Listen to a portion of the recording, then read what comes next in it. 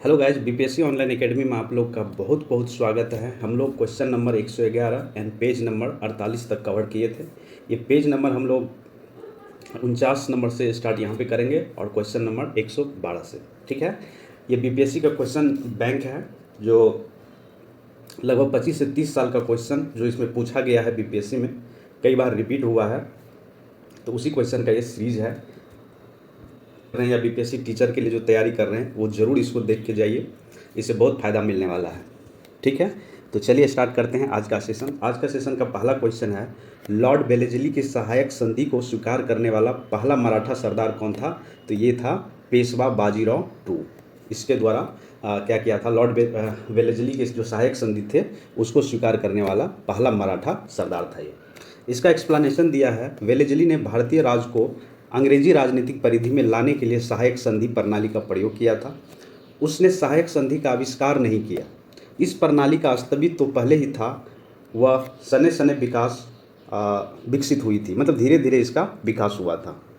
संभवतः जो है ये डुप्ले जो प्रथम यूरोपियन था उसके द्वारा ये जो है सहायक संधि लाया गया था, जिसने अपनी सेना किराए पर भारतीय राजाओं को दी जाती थी। अंग्रेज ने यह प्रणाली अपनाई। प्रथम सहायक संधि 1765 ईस्वी में अवध में की गई, जब कंपनी ने निश्चित धन के बदले उसकी सीमाओं की रक्षा करने का वचन दिया। सहायक संधि स्वीकार करने वाला राज थे हैदराबाद, जो 1798 ईस्वी में सहायक संधि स्वीकार किया था तथा 1800 के आसपास। मैसूर किया था 1799 में, तंजौर किया था अक्टूबर 1799 में, अवध किया था नवंबर 1801 में और पेशवा किया गया था 1802 में। बरार के भोसले दिसंबर 1803 में एक्सेप्ट किया था सहायक संधि।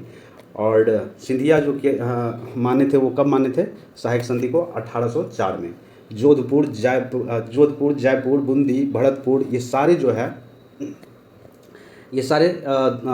है ये सहायक संधि के धीरे धीरे अपना लिया गया था सहायक संधि को। उसके बाद दौलत राव सिंधिया और जसवंत होलकर दोनों पूना में अपने को सर्वश्रेष्ठ प्रदर्शित करना चाहते थे। बाजीराव द्वितीय सिंधिया का साथ दे रहा था। उसने 1801 ईस्वी में जसवंत के भाई की हत्या कर दी। परिणाम स्वरूप जसवंत होलकर की सेना ने पूना पर आक्रमण कर पेशवा व सिंधिया की संयुक्त सेना को क्या कर दिया? परास्त कर दिया था। बाजीराव द्वितीय ने भागकर वसीन में शरण ली थी और 31 दिसंबर 1802 को अंग्रेज से बसीन की संधि हुई और इसी संधि से वो क्या किए? सहायक संधि को स्वीकार किए। संधि के अनुसार पेशवा बाजीराव द्वितीय अंग्रेज की संरक्षण स्वीकार कर ली। यह संधि को मराठा द्वारा अंग्रेज के साथ की गई प्रथम सहायक संधि की संज्ञा दी। ठीक है, चलिए अगला क्वेश्चन है 113 नंबर। इसमें कहा जा रहा है, महारानी विक्टोरिया को भारत की सम्राज्ञी नियुक्ति किया गया था। कब किया गया था? तो ये किया गया था 1877 में। ठीक है, 1877 इसका सही आंसर है। इसका एक्सप्लेनेशन है, ब्रिटिश संसद ने एक राज उपाधि अधिनियम पारित किया जिससे महारानी विक्टोरिया को केसर हिंद की उपाधि से विभूषित किया गया था। लॉर्ड लिटन ने 1 जनवरी 1877 को दिल्ली में एक वैभवशाली दरबार का आयोजन करके उस उपाधि की घोषणा की और इस समय दक्कन में, जो दक्कन का रीजन हुआ करता था, भीषण अकाल पड़ा हुआ था। 1877 का टाइम था ये। सरकार ने झूठे आडंबर और वैभव पर करोड़ों रुपया खर्च किया, विशेषकर उस समय जब लोग भूखे मर रहे थे। आरजी प्रधान के अनुसार ये राज उपाधि अधिनियम और दिल्ली दरबार से एक राष्ट्रीय अपमान की गुप्त भावना सी जनता में फैल गई कि यहाँ पे क्या हुआ? भीषण अकाल फैला हुआ है और वो दिल्ली दरबार में इतने रुपया खर्च किया जा रहा है।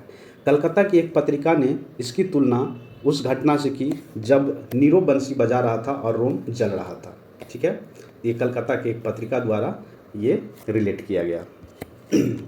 114 नंबर। इसमें कह रहा है, बम्बई प्रेसिडेंसी एसोसिएशन की स्थापना किसने की?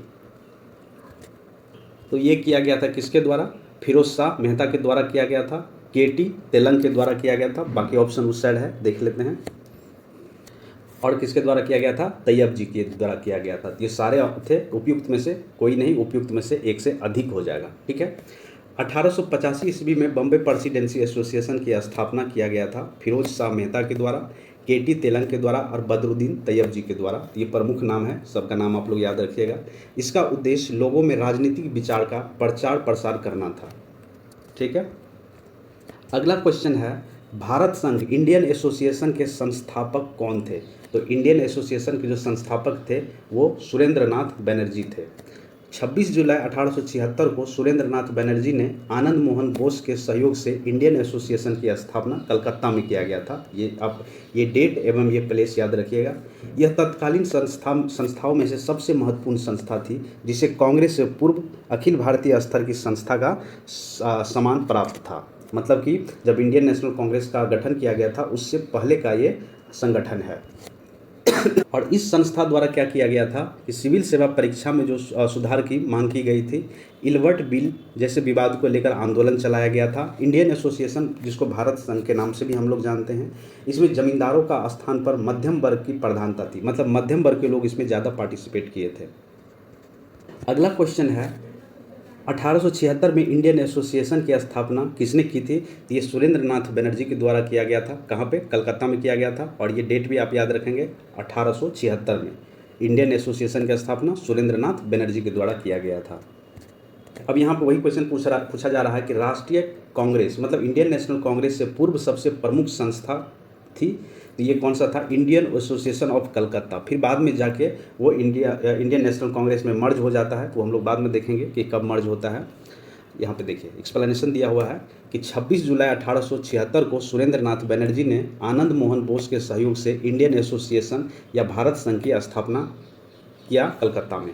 यह तत्कालीन राजनीतिक संस्थाओं में से सबसे प्रमुख एवं महत्वपूर्ण संस्था हुआ करता था उस टाइम का, जो कि इंडियन नेशनल कांग्रेस से पहले गठित किया गया था, जिसे कांग्रेस से पूर्व अखिल भारतीय स्तर पर संस्था का सम्मान प्राप्त था। इस संस्था ने सिविल सेवा परीक्षा प्रणाली में सुधार की मांग की तथा इलवर्ट बिल का भी विरोध किया। ठीक है, आंदोलन चलाया गया। इंडियन एसोसिएशन भारत संघ के जमींदार के स्थान पर, इसमें जमींदार तो भाग ज़्यादा नहीं लिए थे, लेकिन मध्यम वर्ग के लोग सबसे ज़्यादा इसमें भाग लिए थे। है कि सुरेंद्र नाथ बनर्जी को किस वर्ष भारतीय सिविल सर्विसेज से हटाया गया था?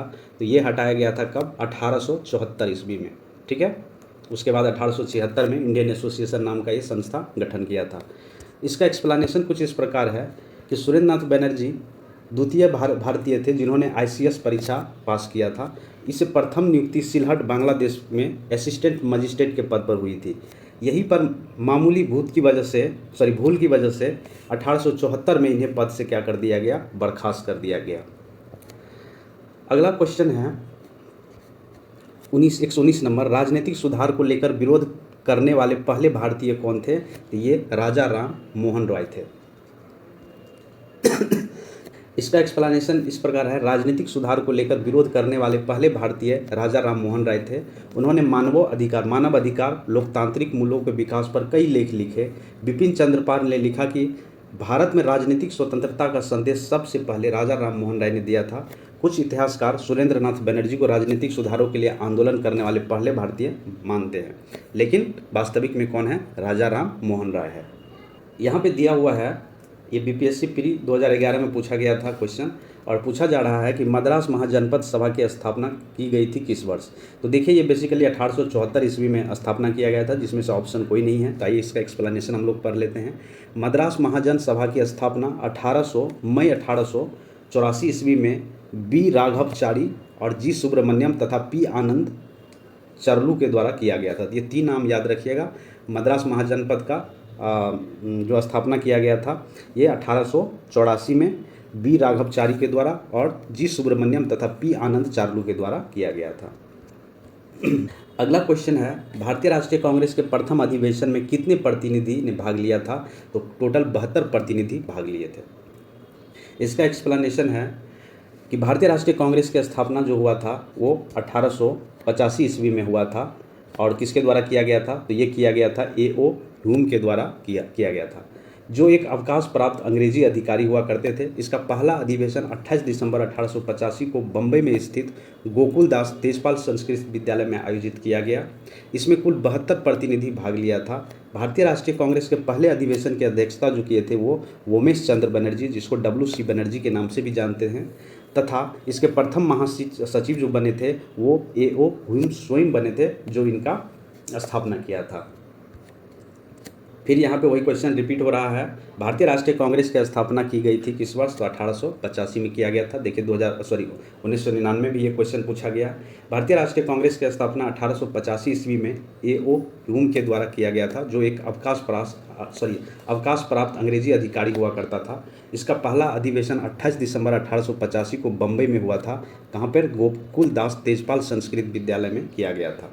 इसमें कुल 72 प्रतिनिधि भाग लिए थे और भारतीय राष्ट्रीय कांग्रेस के पहले अधिवेशन की जो अध्यक्षता किए थे वो थे उमेश चंद्र बनर्जी, जिसको WC बनर्जी भी कहा जाता है, और महासचिव थे स्वयं A.O. ह्यूम, जो कि इंडियन नेशनल कांग्रेस के संस्थापक हैं। अगला क्वेश्चन है 123 नंबर, और यहाँ पे कहा जा रहा है कि भारतीय राष्ट्रीय कांग्रेस की स्थापना की थी किसके द्वारा? ये किया गया था A.O. ह्यूम के द्वारा किया गया है। एलन ऑक्टेवियन ह्यूम भारतीय सिविल सेवा के सेवानिवृत्त ब्रिटिश अधिकारी थे। ये शिमला में बसे हुए थे। 1884 ईस्वी में इन्होंने भारतीय राष्ट्रीय संघ मतलब इंडियन नेशनल यूनियन की स्थापना की, जो भारतीय राष्ट्रीय कांग्रेस का अग्रदूत था। कलकत्ता, बम्बई और मद्रास का दौरा करने के उपरांत उन्होंने घोषणा की कि दिसंबर में भारतीय राष्ट्रीय संघ का एक सम्मेलन जो है वो पुणे में आयोजित किया जाएगा, जिसमें तीनों महाप्रांत के सभी भागों के शिक्षित प्रतिनिधि शामिल होंगे। लेकिन पुणे में एक बीमारी फैल गया था जिनका नाम था हैजा। उसके चलते सम्मेलन को जो स्थान था वो परिवर्तन करना पड़ा, जो बाद में बदलकर बम्बई में गोकुल दास तेजपाल संस्कृत पाठशाला में कर दिया गया। ठीक है। भारतीय राष्ट्रीय संघ का पहला अधिवेशन जो हुआ था वो 28 दिसंबर 1885 को हुआ था। इस सम्मेलन में दादा भाई नौरोजी ने सुझाव पर इस संगठन का नाम बदलकर क्या रख दिया? भारतीय राष्ट्रीय कांग्रेस कर दिया गया। तो ये नाम आप याद रखेंगे कि दादा भाई नौरोजी के सुझाव से इंडियन जो किया गया था भारतीय राष्ट्रीय संघ का स्थापना, उसका नाम बदलकर अब क्या हो गया? भारतीय राष्ट्रीय कांग्रेस कर दिया गया। ठीक है। अगला है 124 नंबर क्वेश्चन। इसमें कहा जा रहा है भारतीय राष्ट्रीय कांग्रेस के संस्थापक कौन थे? तो वही रिपीट हुआ है क्वेश्चन, तो वो थे A.O. ह्यूम थे। क्वेश्चन है 125 नंबर। इसमें पूछा जा रहा है भारतीय राष्ट्रीय कांग्रेस के संस्थापक थे एक असैनिक सेवा थे, मतलब रिटायर्ड सिविल सर्वेंट थे ये। अगला क्वेश्चन है 126 नंबर, और इसमें कहा जा रहा है कि भारतीय राष्ट्रीय कांग्रेस का प्रथम अधिवेशन कहाँ हुआ था? तो ये हुआ था बम्बई में। ठीक है, ये पुणे में होने वाला था, लेकिन वहाँ पे प्लेग या हैजा नाम की बीमारी फैल गया था, जिसके चलते स्थान में परिवर्तन करना पड़ा, जो बाद में मुंबई में किया गया था तेजपाल संस्कृत महाविद्यालय में। इसका फिर एक्सप्लेनेशन है, थोड़ा पढ़ लेते हैं हम लोग। भारतीय राष्ट्रीय कांग्रेस का प्रथम अधिवेशन 28 दिसंबर 1885 को तेजपाल संस्कृत पाठशाला बम्बई में किया गया था। इसमें से कुल 72 प्रतिनिधि भाग लिए थे, जिसमें से 38 प्रतिनिधि बम्बई महाप्रांत के थे और 21 प्रतिनिधि जो थे मद्रास प्रांत के थे, और 3 सदस्य जो थे बंगाल से थे, और 7 सदस्य थे उत्तर प्रदेश एवं अवध से था, और 3 जो सदस्य थे वो पंजाब से सम्मिलित हुए थे। कांग्रेस के प्रथम अधिवेशन की अध्यक्षता जो किया गया था वो उमेश चंद्र बनर्जी के द्वारा किया गया था, और इसके जो महासचिव बने थे ये A.O. ह्यूम खुद बने थे। क्वेश्चन है भारतीय राष्ट्रीय कांग्रेस के दूसरे अधिवेशन की अध्यक्षता किसने की थी? तो दूसरे अधिवेशन का अध्यक्षता किया गया था दादा भाई नौरोजी के द्वारा। कांग्रेस का दूसरा अधिवेशन 1886 में हुआ, क्योंकि 1885 में जो गठित हुआ था तो बम्बई में पहला अधिवेशन हुआ था। दूसरा हुआ 1886 में कलकत्ता में हुआ। इसकी अध्यक्षता जो की थी वो कौन किया था? तो वो किया था दादा भाई नौरोजी के द्वारा किया गया था। इस अधिवेशन में इंडियन एसोसिएशन तथा भारतीय राष्ट्रीय कांग्रेस का मर्ज किया गया, मतलब विलय कर दिया गया। ठीक है। इसके अतिरिक्त दादा भाई नौरोजी ने 1893 ईस्वी में लाहौर अधिवेशन में अध्यक्षता की थी। फिर उसके बाद 1906 ईस्वी में किया था कलकत्ता अधिवेशन में। ठीक है, तो टोटल 3 बार ये अध्यक्ष रह चुके हैं इंडियन नेशनल कांग्रेस के।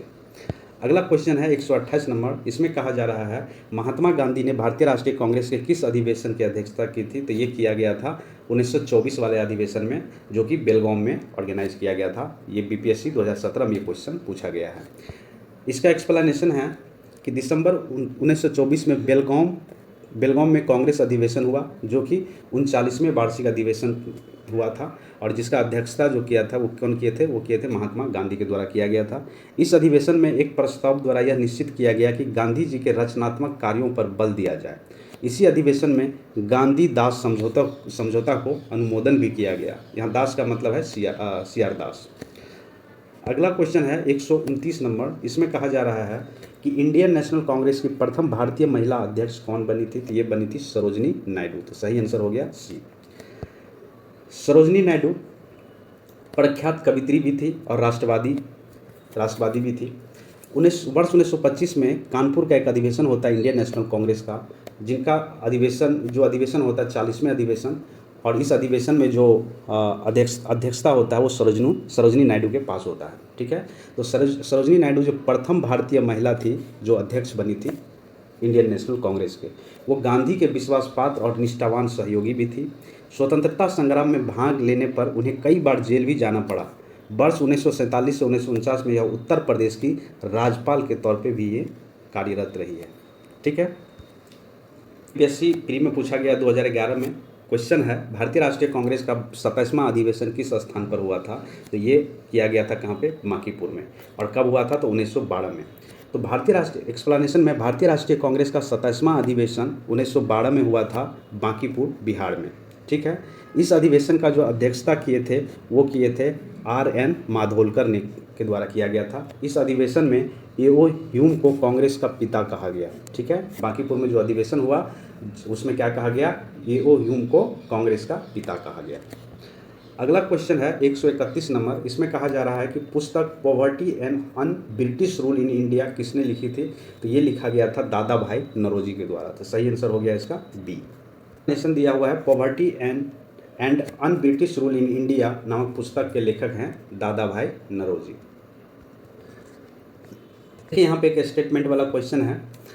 तो ये स्टेटमेंट किसने कहा था कि कांग्रेस आंदोलन न तो लोगों द्वारा प्रेरित था और न ही उसके द्वारा सोचा या योजनाबद्ध किया गया था? यह किसने कहा था? तो यह कहा गया था सर सैयद अहमद के द्वारा। तो सही आंसर इसका बी हो गया।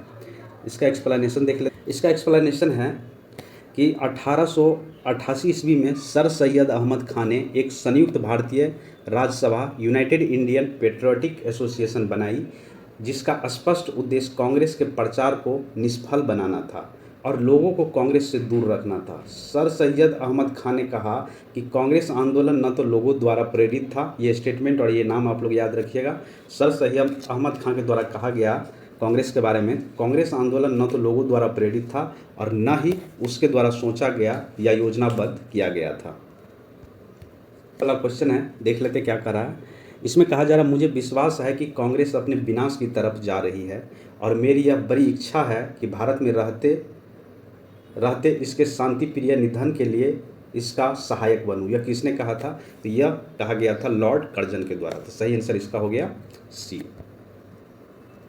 इसका एक्सप्लेनेशन है कि अंग्रेज शासक समझते थे कि नरमपंथियों के नेतृत्व में कांग्रेस काफ़ी कमज़ोर है, जनता में इसकी पैठ नहीं है या उतनी मजबूती या उतनी पकड़ नहीं है, अतः इसे खत्म किया जा सकता है। इस नीति के सबसे बड़े प्रवक्ता थे लॉर्ड कर्जन। ठीक है, जो स्टेटमेंट हम अभी बताए आपको, ये कहने वाले कौन थे? लॉर्ड कर्जन थे। वर्ष 1900 में कर्जन ने कहा था कि मुझे विश्वास है कि कांग्रेस अपने विनाश की तरफ जा रही है और मेरी यही बड़ी इच्छा है कि भारत में रहते ही इसको शांति प्रिय ढंग से निधन होने के लिए इसके सहायक बनूं। वर्ष 1903 में उन्होंने मद्रास के गवर्नर को लिखा, जब से मैं भारत आया हूँ मेरी नीति यही रही है कि किसी भी तरह कांग्रेस को नपुंसक बना दूँ। ठीक है, ये स्टेटमेंट था कर्जन का।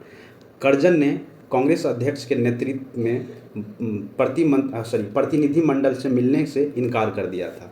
मतलब कांग्रेस का जो अध्यक्ष थे वो लॉर्ड कर्जन से मिलना चाह रहे थे, बट लॉर्ड कर्जन ने क्या कर दिए? इनकार कर दिए थे मिलने से। अगला क्वेश्चन है 134 नंबर। इसमें कहा जा रहा है कि निम्न में से किस वायसराय के कार्यकाल में भारतीयों को राय बहादुर और खान बहादुर उपाधियाँ प्रदान करना प्रारंभ हुआ था?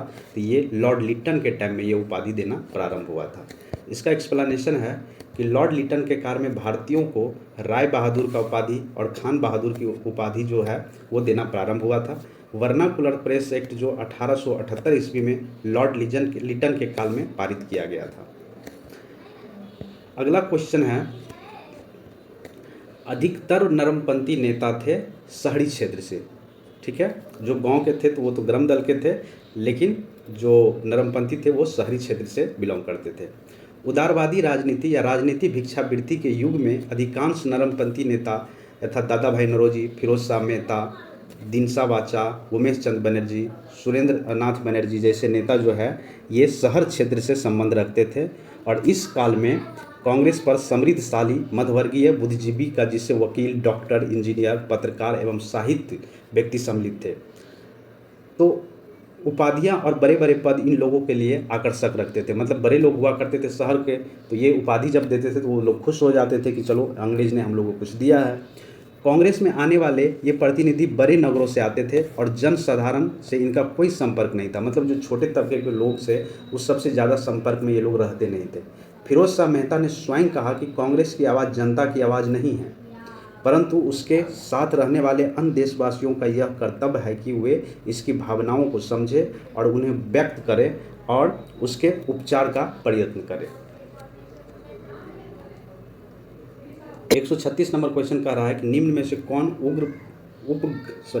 उग्रपंथी नहीं था। तो वो कौन नहीं थे? तो वो थे गोपाल कृष्ण गोखले नहीं थे। ठीक है, ये कौन थे? उग्रपंथी मतलब होता है कि गर्म दल के नेता। तो ये देखिए, बाल गंगाधर तिलक, मदन लाल ढींगरा, उधम सिंह, ये सब जो गर्म दल के नेता हुआ करते थे। मतलब हम आप मारिएगा तो हम भी मारेंगे, इस तरह के नेता थे। या यूँ कह सकते हैं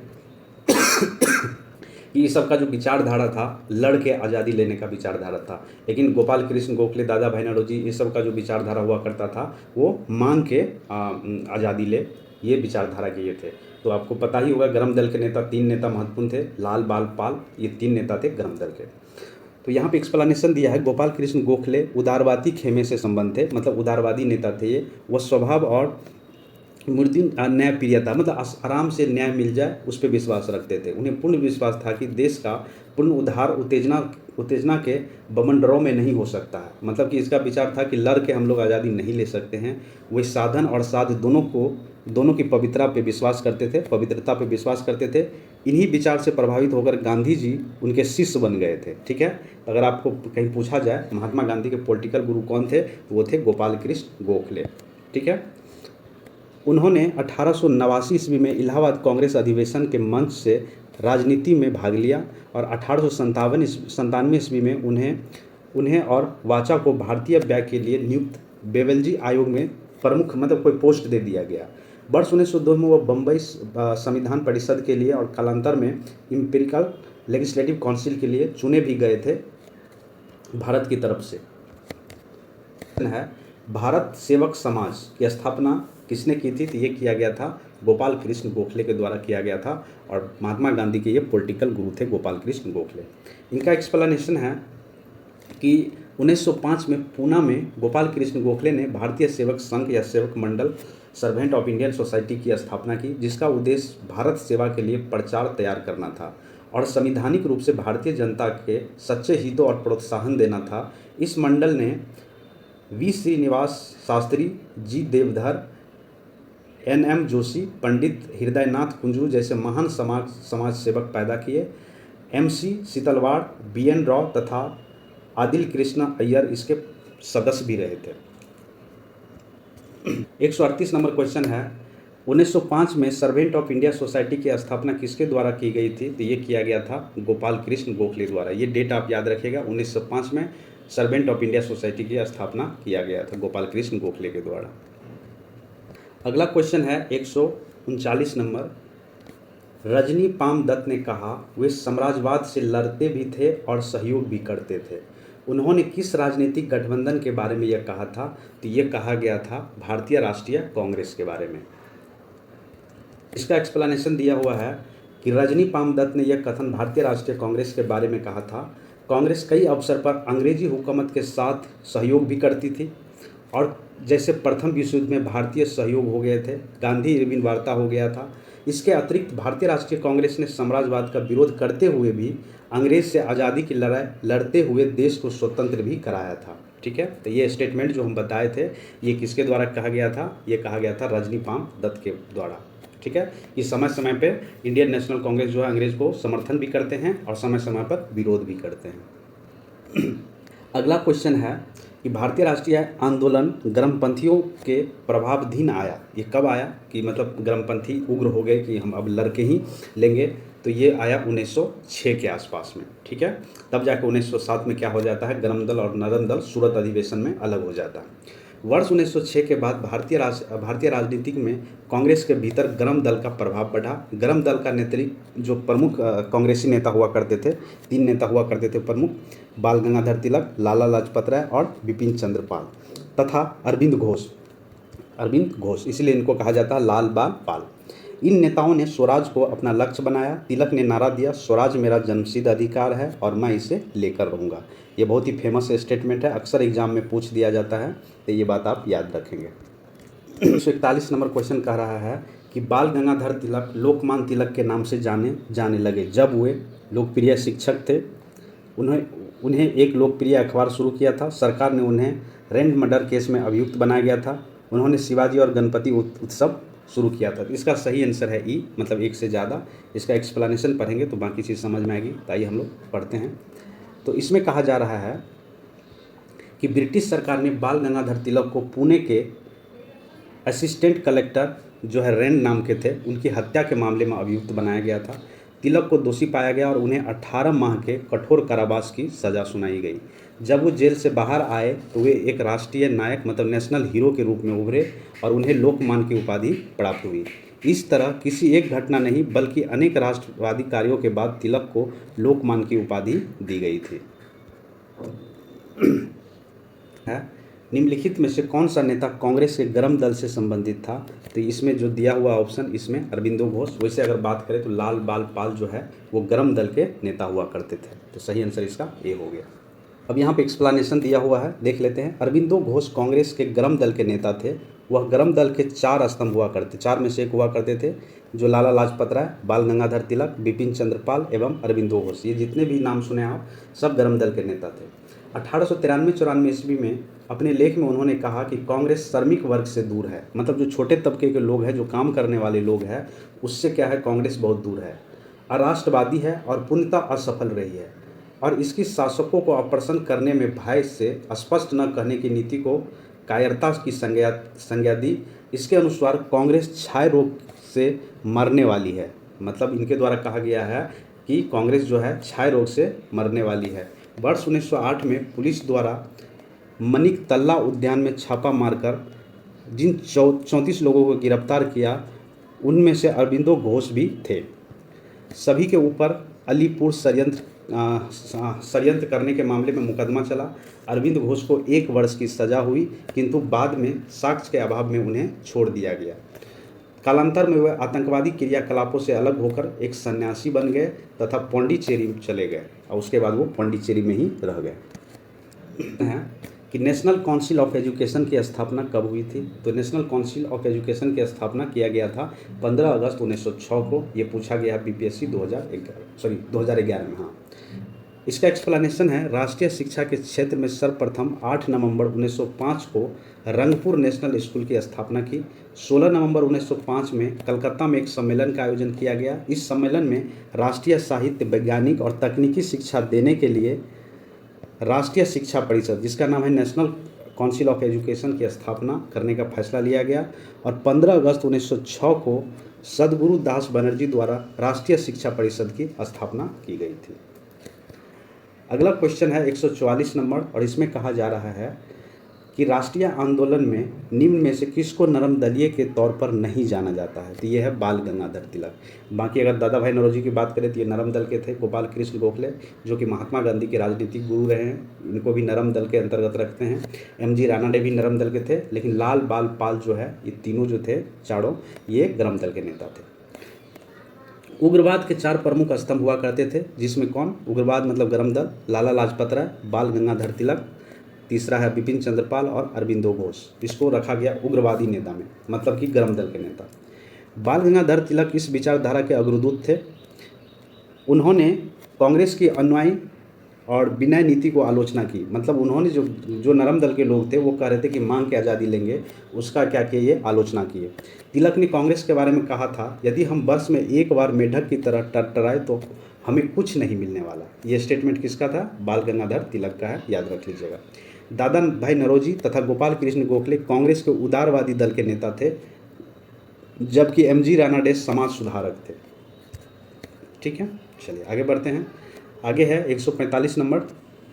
145 नंबर क्वेश्चन कर रहा है, कांग्रेस के नरम दल के नेताओं की आंदोलन की पद्धति थी? तो इसका सही आंसर है बी। इसका मतलब होता है कि जो प्रशासन में भारतीयों की भागीदारी हो की मांग हो, जनता में राजनीतिक जागरूकता उत्पन्न करना, मतलब इस प्रोसेस से बहुत टाइम लग जाता है हम लोग को आज़ादी मिलने में।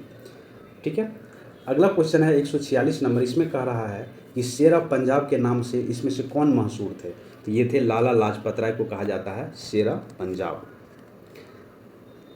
इसका एक्सप्लेनेशन दिया हुआ है और इसमें कहा जा रहा है कि लाला लाजपत राय को शेर ऑफ पंजाब नाम से भी जानते हैं। ये भारतीय राष्ट्रीय कांग्रेस के गर्म दल के नेता और पूरे पंजाब के प्रतिनिधि करते थे।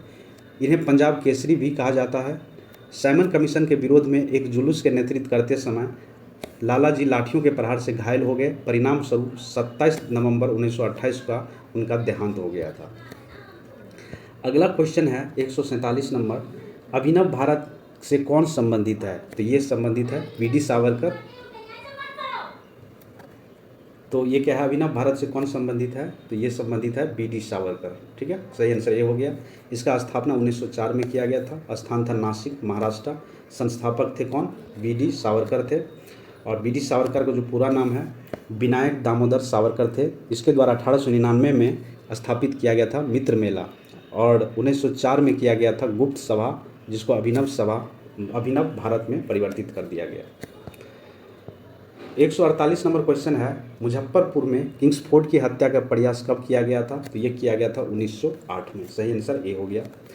एक्सप्लेनेशन है 30 अप्रैल 1908 को बिहार के मुजफ्फरपुर में खुदीराम बोस और प्रफुल्ल चाकी ने किंग्सफोर्ड पर बम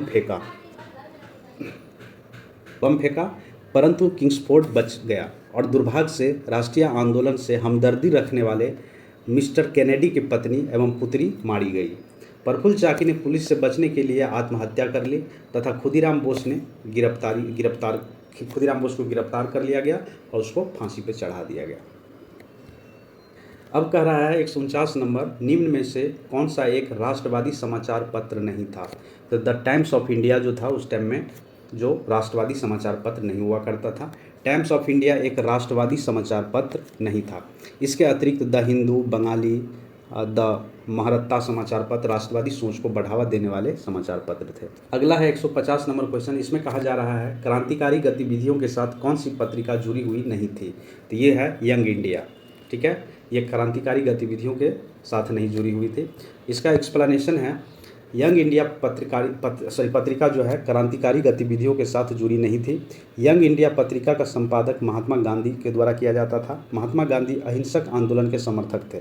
वर्ष 1913 में सोहन सिंह भाकना ने Hindustan association of the Pacific coast नामक संस्था की स्थापना की। इस संस्था ने गदर नामक अखबार निकाला, जिससे इस संस्था का नाम भी गदर पार्टी पड़ गया। युगांतर संध्या पत्रिका भी क्रांतिकारी गतिविधियों से संबंधित थे। 151 नंबर क्वेश्चन पूछ रहा है, नीचे दिए गए विकल्पों में से राष्ट्रवादी समाचार पत्र द हिंदू, केसरी, बंगाली, हिंदुस्तानी, सुधारक के संपादक के नामों का सही संयोजक ज्ञात कीजिए। तो ये जो है, जो पहला जैसे है यहाँ पे द हिंदू, इसके जो हुआ करते थे वो हुआ करते थे कौन?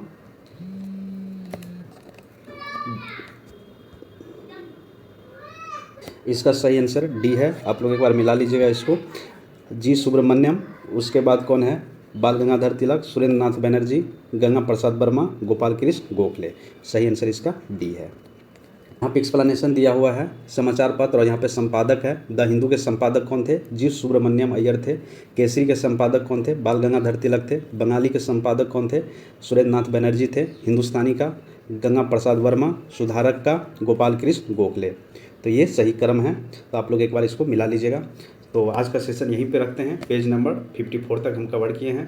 Thank you for watching BPSC online academy. आप लोग को अगर ये सेशन अच्छा लगा तो लाइक करिए, शेयर करिए, सब्सक्राइब करिए। मिलते हैं अगले सेशन में। Thank you.